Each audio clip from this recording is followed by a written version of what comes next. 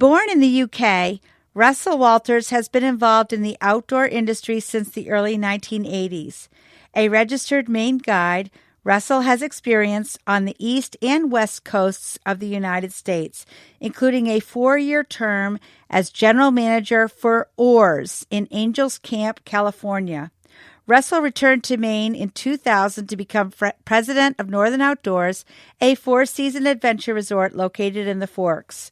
Russell serves on a number of local, regional, and state organizations, including as a board member of the Maine Huts and Trails and as the current chair of the Maine Sports Commission. Russell also serves as regional director, North America, for the Adventure Travel Trade Association. His work for the ATTA takes him the length and breadth of the United States and abroad, working with destinations, tour operators, travel agents, and guides to promote the economic and conservation benefits of adventure-based travel. Welcome to the PR Maven Podcast, a podcast all about growing your network and building your brand through traditional and digital networking techniques. I'm Nancy Marshall, the PR Maven and CEO of Marshall Communications. I've been strengthening brands through PR for over 35 years, and now I'm celebrating the success of executives, influencers, business owners, and entrepreneurs from all around the world, all of whom have cultivated their brands and broadened their networks through traditional and digital networking methods. Each week, I interview one of these interesting and influential individuals and provide an opportunity for you, the PR Maven Nation, to gain insights from their strategies and stories. So stay tuned for this week's episode, and thanks for listening. Okay, Russell, so to kick things off, tell us about your career and how you got into it in the first place. Nancy, I growing up I always say I grew up in a little pond, a little island just off the coast of Maine. You're right. Grew up in England, and when I was going through high school in England, I did a lot of kayaking and I was looking for a place that I could train and run rivers all summer long. And going through university, I read about this place called the Kennebec River on a little tiny town of the Forks where the rivers ran every single day all through the summer. And so I wrote to all the different outfitters on the river at the time. I think there were maybe 13 or 14 different whitewater rafting outfitters. This was back in like 1983, so it was the early days of rafting in Maine. And one of these characters wrote back to me, and I think you know that character. Yeah, and I mean, were you writing letters and sending them in the mail, like airmail? That's exactly what it was. I mean, forget pre-internet or anything. I wrote a letter. I waited for it to come back by mail. At 2 a.m. one night, I got a call in my dorm, in my halls of residence. And somebody says, there's an American on the phone for you, and he wants to interview you. Well, of course, he didn't. This gentleman at the time was Wayne Hockmeyer, who was pretty infamous in the world of whitewater rafting, and he didn't pay any attention to time zones or anything of that nature. So he expected me to do my interview there and then at 2 a.m. and offered a chance to come out to the Forks, Maine. And my plan was I was going to come here for one summer, going through university, and then I was going to go to the West Coast, and then in my third year I would go out to Australia or somewhere. But I had such a good time in Maine. And the Hockmeyers, both Wayne and Susie, were just so in love with you, and vice versa, I'm sure. Oh yeah, well, I mean, such a contrast to the world that I lived and grew up in. Here I was living in 20 miles outside of London. The river that I was on was the Thames River, which was this murky, dark, not whitewater, hardly free-flowing body of water. And then you'd come out here and you got this, beautiful river gorge and fabulous white water running every single day. So, and a lot of people, and at that time, there was a spirit of nobody can tell us what to do, in a sense. We're here pioneering our way through some of these ideas. So it was really intriguing. So that's really my start. I would go back to at the end of the summer, I would go back to college in the UK where I was studying, and Wayne and Susie offered me the job to come back out the second summer. So I'm like, wow, I should be going to California, but you know what? It's Maine. What's there to lose? And came back out and kind of did that for 2 or 3 years afterwards as well. And we probably should jump ahead a bit and say that now you are running Northern Outdoors and you're living in Kingfield, Maine, and you have 2 grown sons and they themselves are rafting now, right? Yeah. No, I live in Kingfield. I come over to the Forks 3 or 4 days a week. I'm president of Northern Outdoors.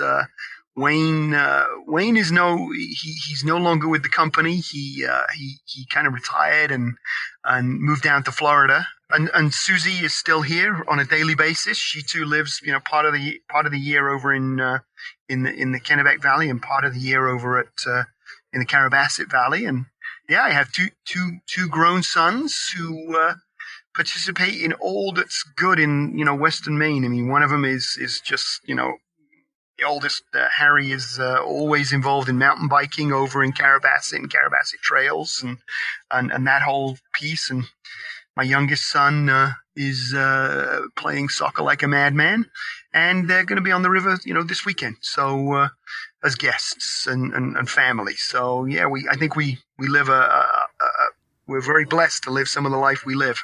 And of course, I mean, I have to include the part about when we met each other, because in 1991 I launched my agency and I was living at Sugarloaf, and I think I was doing like step aerobics class with Susie at the Sugar Tree House Club. We wore those unitards, like the one-piece leotards that were very fashionable at the time. This was in the days of like Jane Fonda workouts and everything. And so Susie heard I had started my own PR agency, and she asked me if I wanted to talk to herself and Wayne. So Northern became my second client, and you and I got to know each other. And I think that's when I drank a little too much beer or wine or something one night and said, hey, I'm going to become a whitewater rafting guide next summer. I think the story goes a little, it was both ways. I think that it was, if you're going to take on the Northern Outdoors account, you really need to understand the ins and outs of being a raft guide. And the only way you're going to do that is guide training. And of course, you jumped at that challenge, much to the to scare everybody around here. And 5 days, your lovely wetsuit, you traded the leotard for the wetsuit. And I remember it being quite a show. Yeah. Well, of course, I had just had my first child, my son Craig, who now is turning 27. So this must have been 27 years ago. I had just had him, and I called my mom and I said, you got to take the baby because I've got to go train for routing guide. And I was, like an old lady in my 30s, and all the other people in guide training were these young stud muffins in their early 20s. But I showed him a thing or two about how to float down through that class 5 whitewater. Yeah, still one young gentleman, Mike Desjardins. He's still in counseling if he ever listens to this. Oh gosh, those were the days. In any case, it's been a great run knowing you and the Hawkfires, Russell. In any case, but getting back to our agenda here, if you had it to do all over again, what would you do differently? Would you do anything differently? Yeah, and then I look at that and I say, what would I do differently? I don't think I would change much. I mean, if you'd say, well, yeah, I'd move Northern Outdoors closer to Portland or closer to Boston. But then if you could do that, it would change the whole sort of allure of the place anyway, because I think it is that distance that bring, people are amazed when they come up here. So I don't think I could do much. I mean, I think, as you said, it's been a good run. It still continues.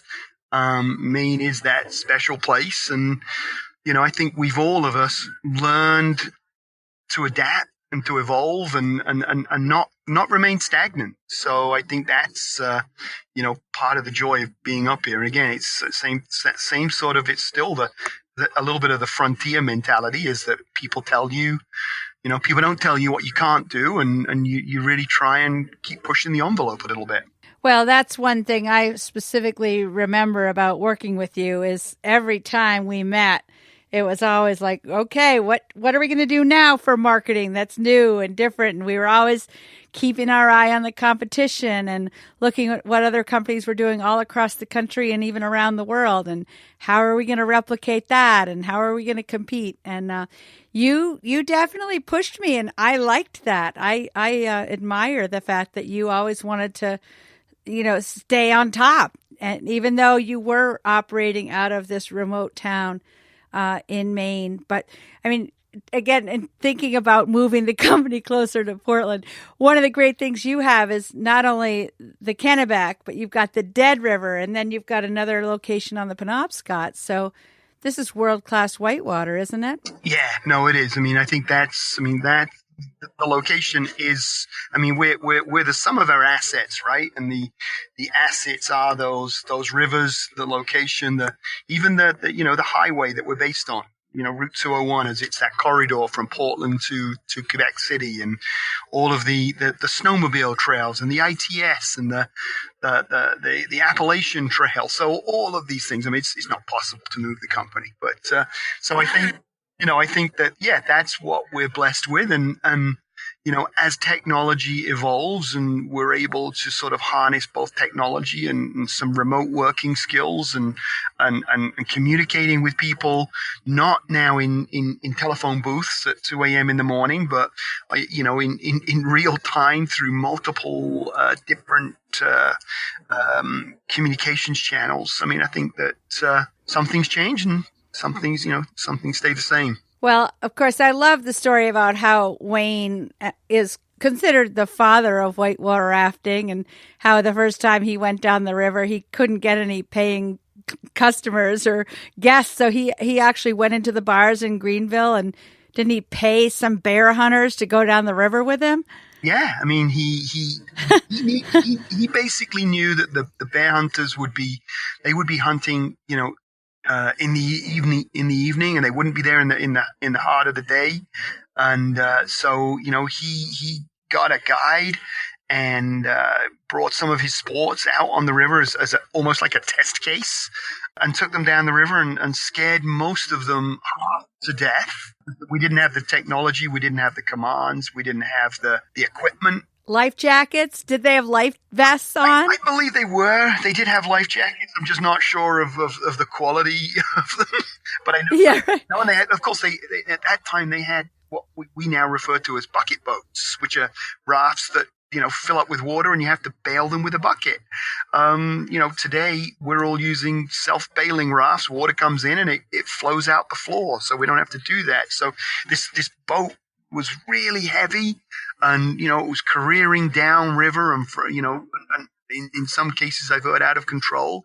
But when Wayne got to the Forks, the response from these sports, these people that live their life in the woods, was that they were both elated and happy for their lives. And I think Wayne realized at that point, man, this is something special. This we can. And they kissed the ground when they got down. That's right. They kissed the ground, and we realized, there was something here, and I can take more people down this river than I can ever deal with if I'm just fishing one or two people at a time. So I think that's when the entrepreneurial spirit of Wayne and all the things that he'd done in his past sort of all kicked in together with his passion for the out of doors. And of course, you arrived not that much later. So, I mean, you really, in the past 40 some odd years, have seen the evolution of this sport. Oh, yeah. We just had a big party here this weekend, Nancy, and one of the groups, it's called the McCarthy Party, and they had 160 people, all rafting and around for the weekend. And this was their 30th year of rafting with us, in a row. And, we were lamenting the idea that, when they first came here, everything was just really, it was all camping, camping in cabin tents, and there weren't or very few, indoor accommodations, or a few indoor accommodations in the lodge, and now today we've had to evolve to have, big group cabins and small cabins for folks and indoor accommodations and hot tubs and pools and just our own bar, restaurant. I mean, we brew our own beer. We started that before the craft brewing evolution happened I know. I was part of that. Right. I remember that. 20 something years ago. And all of those things, as well as, God forbid that the Wi-Fi goes down on any given day because people wouldn't be able to connect out. So, I mean, I think that it's just now the marriage of all these different things, the location plus the amenities plus the accommodations plus the technology to keep it all running. Right. Yeah. So PR, marketing, and social media have changed drastically over the course of both of our careers. And what techniques are you using now that you weren't using when you started out? Yeah, I was thinking about that. I mean, of course, we're not using faxes very much anymore, thankfully. But I think that, for us, I mean, obviously we've been through the world of media relations, thankfully, thanks to you and your coaching and your counseling and advice at, Marshall Communications. And we've dealt with a lot of the media pieces. But I think that the thing that, we remain strong, I would say, in social media and getting our messaging out and encouraging people to, share their messaging. But I think the biggest thing for us at the moment is, customer experience. And I read so much about CX, customer experience, and the manifestation of that for us is what we might have called reviews, where today the customer really, the guest has all the power. And so we do a lot of work in gathering feedback from guests and analyzing the feedback on a daily basis by different activities and different trips and seeing which ones are running well and listening really, really hard to the guests to find out where we need to make improvements and where things have gone awry. And yes, they go awry every now and again. But we, just the speed of which we can react to particular trips or particular things that happen in and around the lodge or on the rivers or what have you, gives us the ability to keep an eye on things in almost real time.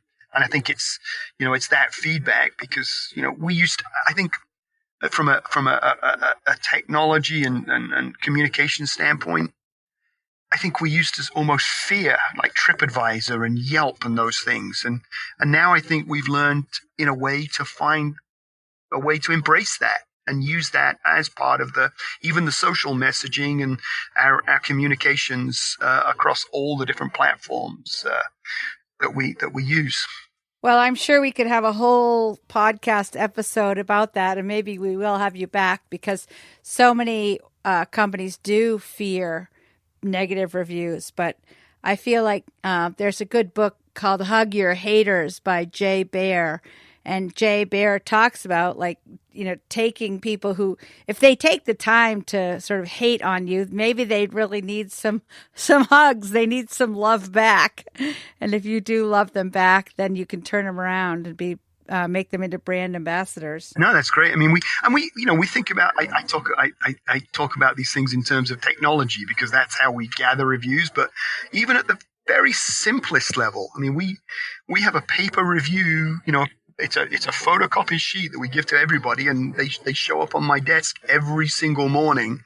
And it's literally the first thing I do is go to those, and that gives us an idea of how did we do yesterday? How did we do last night? What was breakfast like? And we look there, and then this constant reviews process of either reviews that we're sending out or people that are posting independently, electronically is just, and it's data gathering is what it is to find out, in the minds of the consumer. We think we're doing everything right, and we very clearly often learn that we've got some improvements we can be making. So we just got to be attuned to that. Well, I think the fact that you care so much and you have created systems and processes to gather the feedback and then to respond and react, that's obviously why your company has continued to be so strong. Yeah, we hope so. I mean, we've had to we've had to learn from it. We've had to, we all take it a little too personal. I think when you read those not so good reviews, and like, man, we try so hard, but then we stop ourselves and be like, well, we obviously fell flat here. So how can we? What do we got to change? So I think that it's the devil, the devil you do, devil you don't. But it's proven a good mechanism for us. So maybe these negative reviews have been an obstacle to success, but have there been other obstacles to success in your career, and how have you overcome them, other than having a funny accent? I don't think that's been an obstacle. Well, maybe it has. No, I think that probably draws people to you. I still go into town, and I'm still that new guy from England. So after Yeah, right.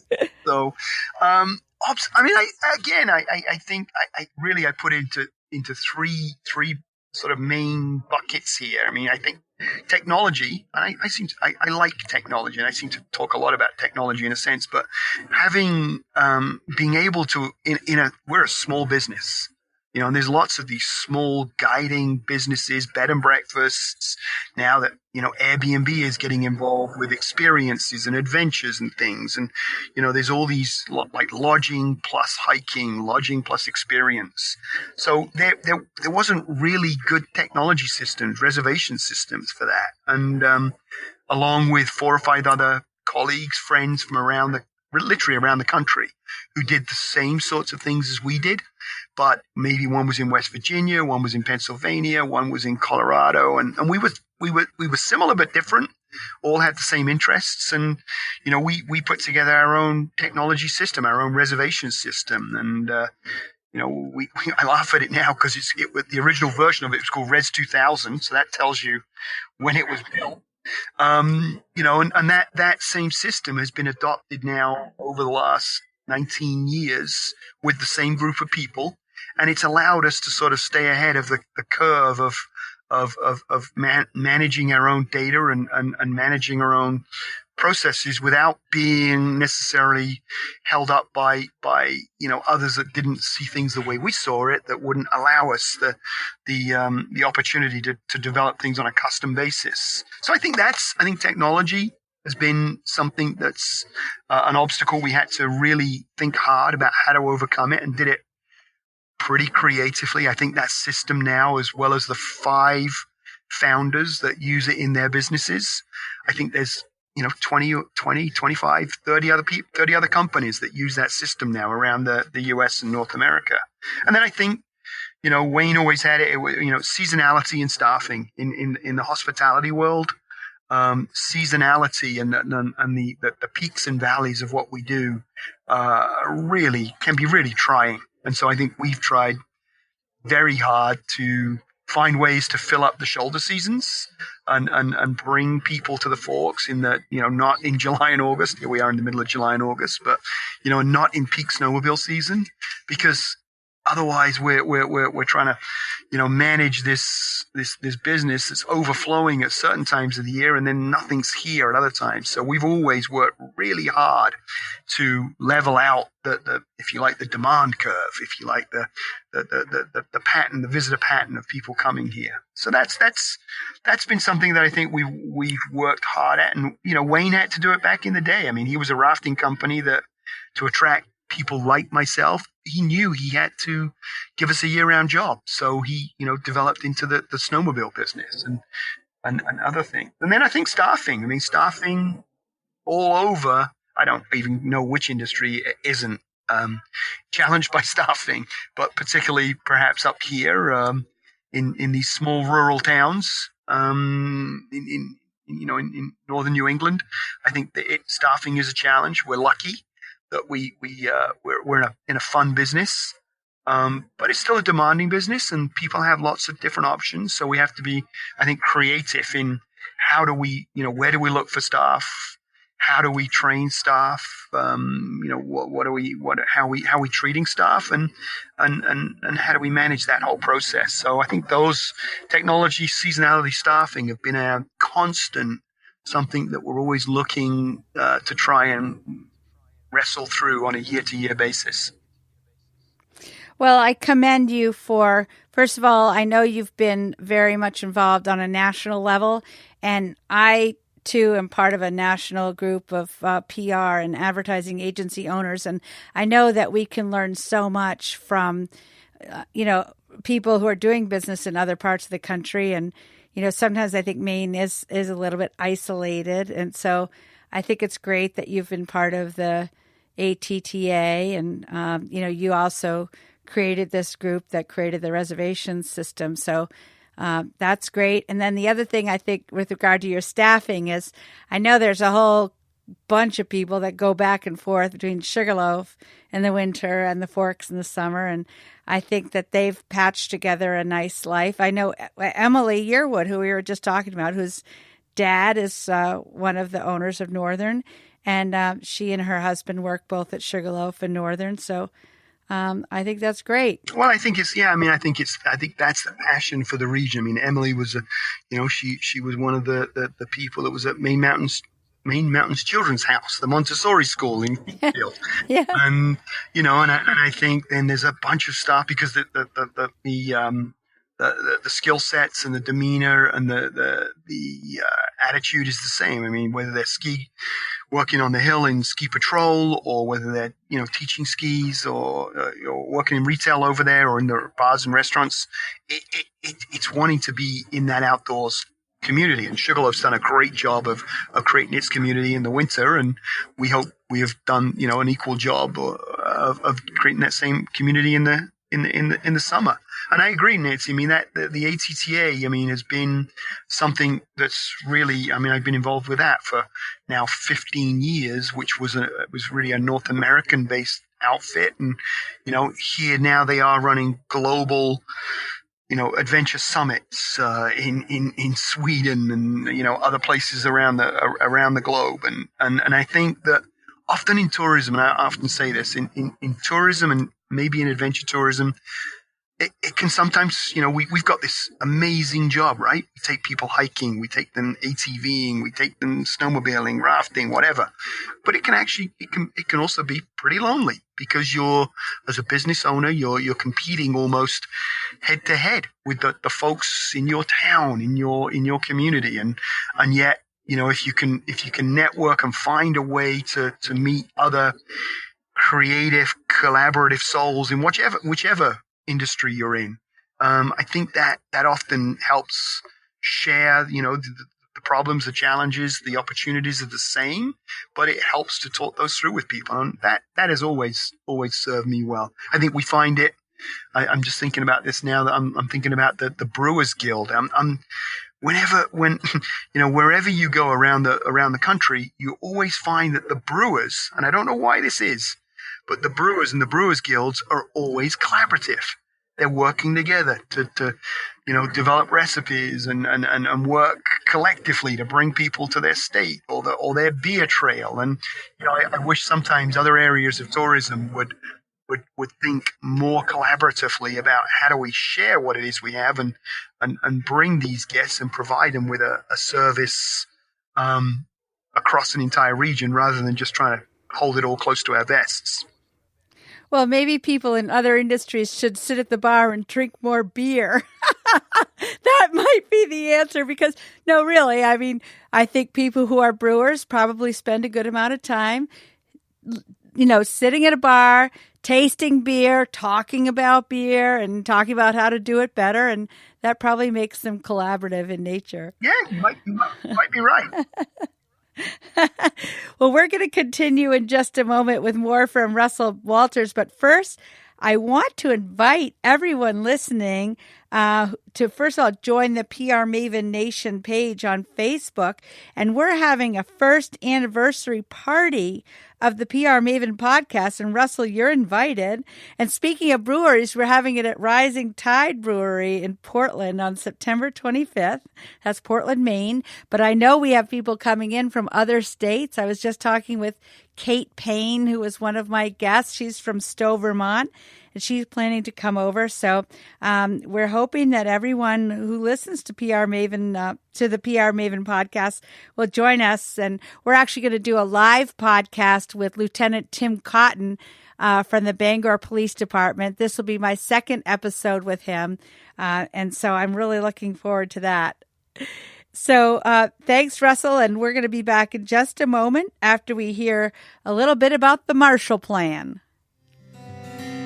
This podcast is all about growing your network in order to strengthen your brand.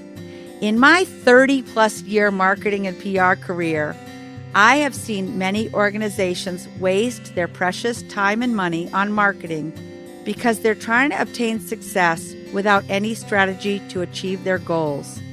So many organizations and companies suffer from what I call the shiny object syndrome, trying every new fad that comes down the pike.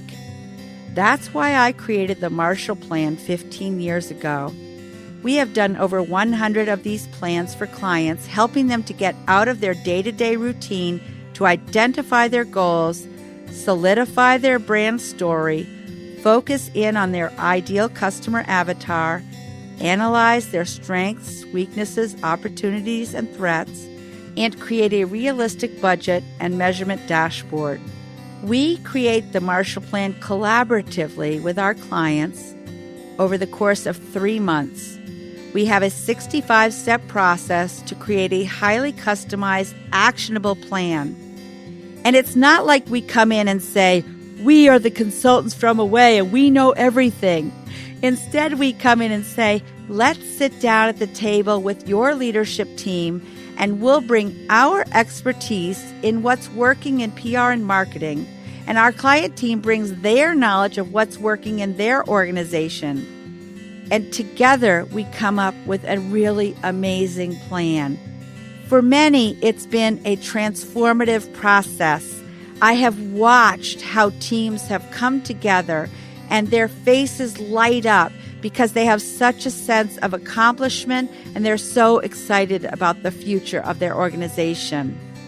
We help our client figure out the best way to implement the plan, sometimes using people within their organization and sometimes with our help. We would love to chat with you about how you can expand your network and achieve your marketing goals with a Marshall Plan.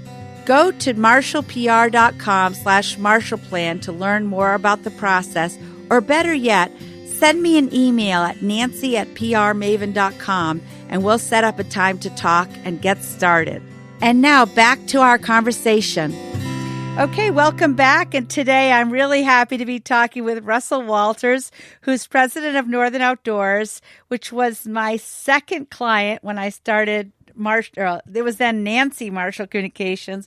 He has always called me NMC Worldwide because he knew from early on that my agency had the potential. And actually now we have spread our wings with international clients and media contacts. So thank you, Russell, for being like you had the crystal ball for my agency. And you had the passion in the network, so it wasn't difficult to see where that was going to go. Thank you. So, Russell, how do you measure your success in PR, social media, and marketing? Yeah, I think for us, we're a relatively small company, and I think for us, it's, yes, we track numbers of Facebook followers and LinkedIn subscribers and things like that. But I think more from our point of view, it more about engagement. So are we, whatever we're posting, is it getting engagement? Are we having a conversation and those things that are attracting people, let's do more of them. And those that aren't, let's do less of them. I mean, it's pretty simple. From our point of view, we don't really care that just drive numbers for the sake of driving numbers. It's really more about the information and the reaction to the information that we're either putting out or responding to. Yeah, one of my guests recently, Chef Matt Ginn, who's the chef at Evo Restaurant in the Old Port, says that one of his metrics of success is how long he can retain his staff. And I thought that was an interesting metric and very telling. So he realizes that the more or the longer his staff stays, the more successful he'll be and the restaurant will be. So I feel like you have a high return rate of staff. So from that perspective, you're doing well. Yeah, that's interesting. Yeah, especially in the restaurant business, which is tough with turnover. So I applaud him for that measure. Yeah, I think it's great. So most successful people like you have a network of fans and followers, either online or in person or both. And obviously, your network is worldwide. Have you built that network consciously, or has it just happened on its own? I kind of laughed at this. One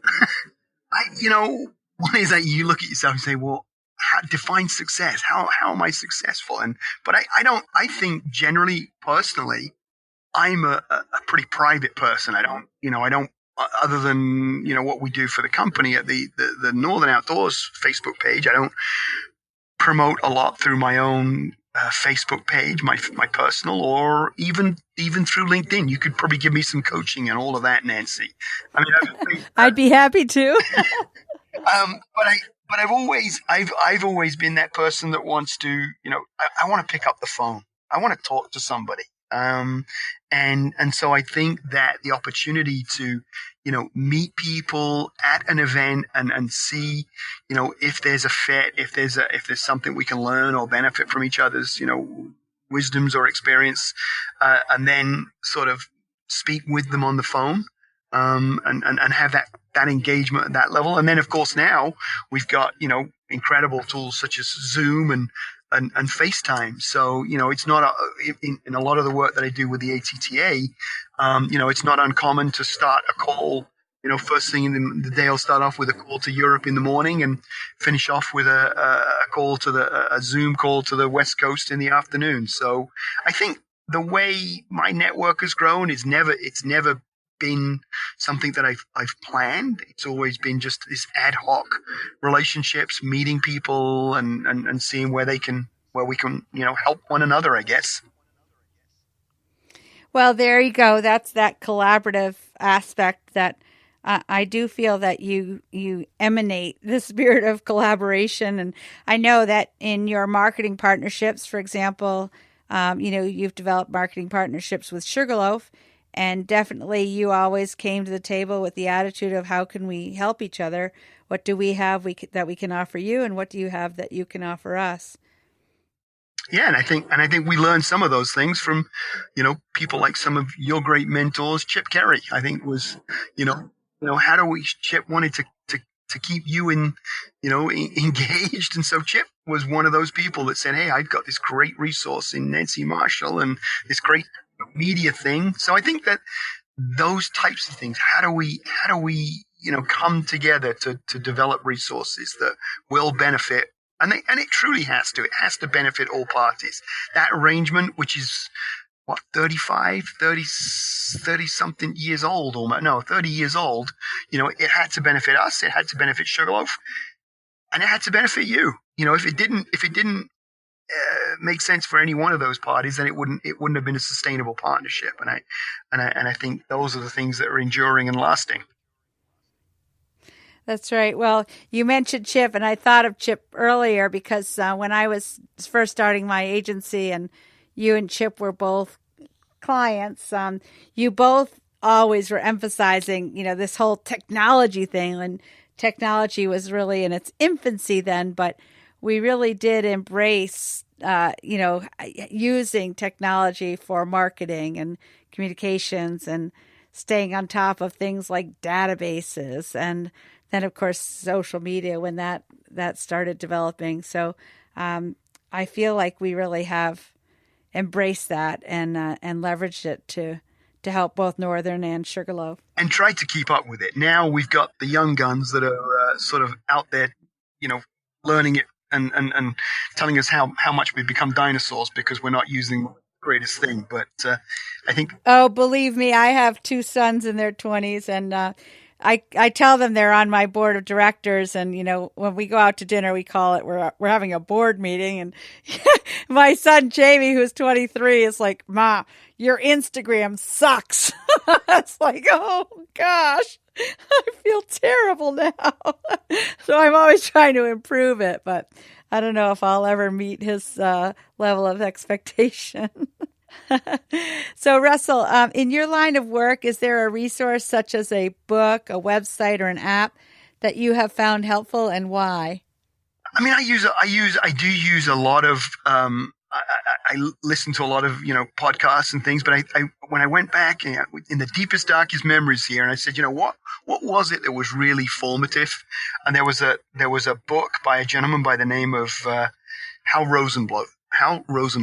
And he was, I think he's still alive today. In fact, I think he's just written some more recent books, but, he was in the travel business.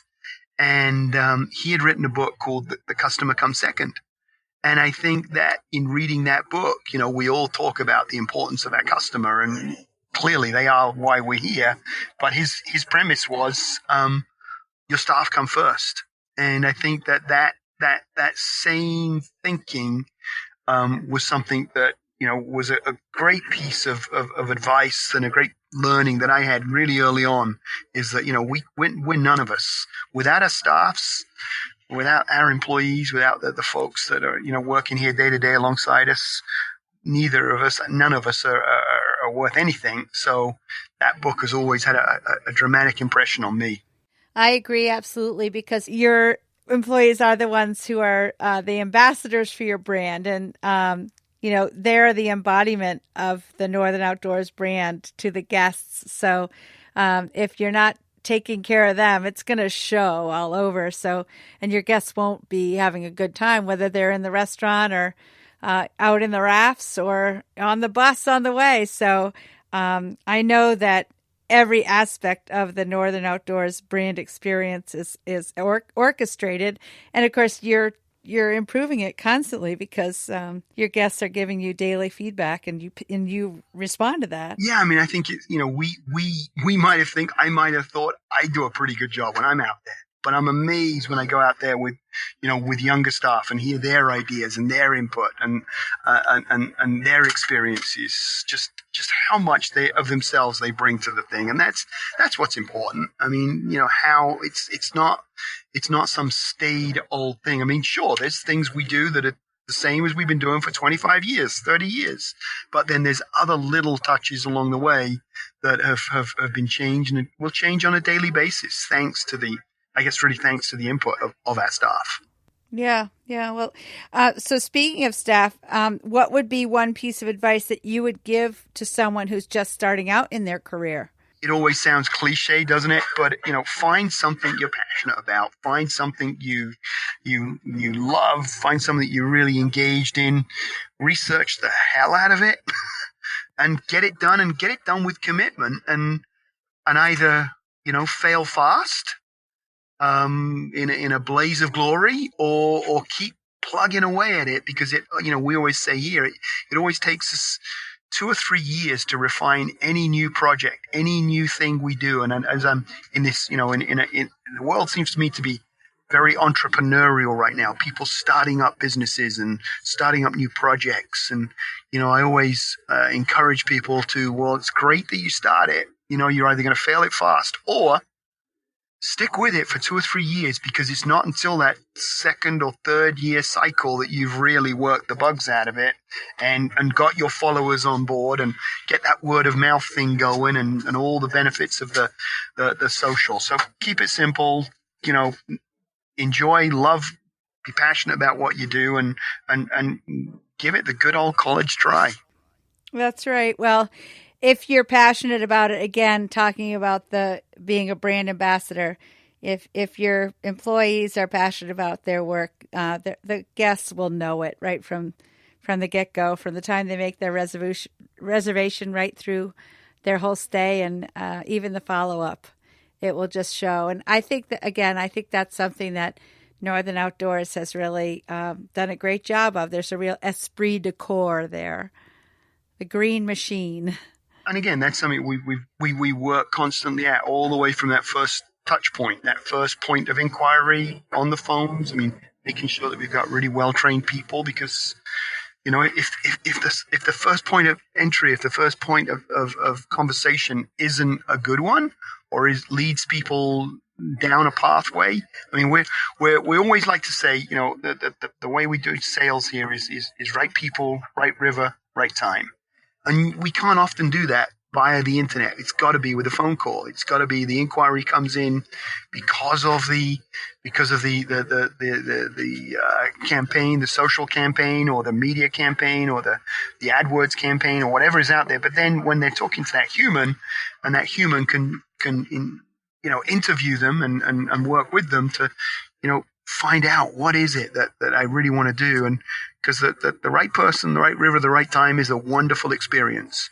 The wrong person on the wrong river at the wrong time is miserable for them and everybody around them and our staff. And so, and I think that our staff know that we want to take that care. We just don't want to put somebody on a trip just for the sake of punching a number. Well, speaking of which, I have 2 members of my team who are rafting the Kennebec with your group today, actually. Megan and Whitney are there, and they're producing one of their on-the-road Instagram stories. So I'm excited about seeing it because it's a beautiful day out today. I'm kind of jealous of them. Yeah, no, I'll be when we're finished here. I'll run upstairs. I know they're back because I've heard the noise upstairs, and not just their noise, but other people's noise as well. And, yeah, right.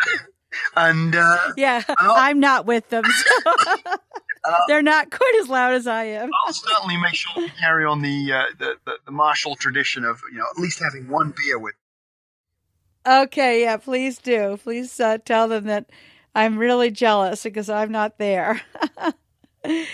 So, Russell, my final question is to help PR Maven Nation connect with you and Northern Outdoors. What are some of the best ways they can get in touch with you and learn more about Northern Outdoors?